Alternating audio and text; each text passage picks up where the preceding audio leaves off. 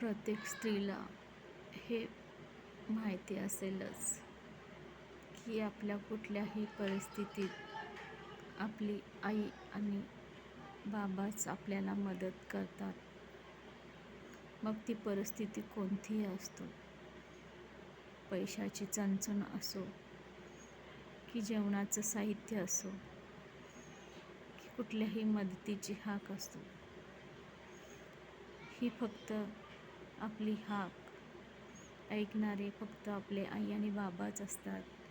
मी असं म्हणत नाही की आपली अनेक नाती असतात, अगदी खूप सारी नाती असतात. प्रत्येक नात्यातला जो भाग असतो तो वेगवेगळा असतो, पण आई आणि बाबांचा जो नात्याचा भाग असतो तो एक हृदयापासून जुडलेला असतो. शक्यतो तो कुणाच्याही नात्यात आपल्याला ते जाणवत नाही.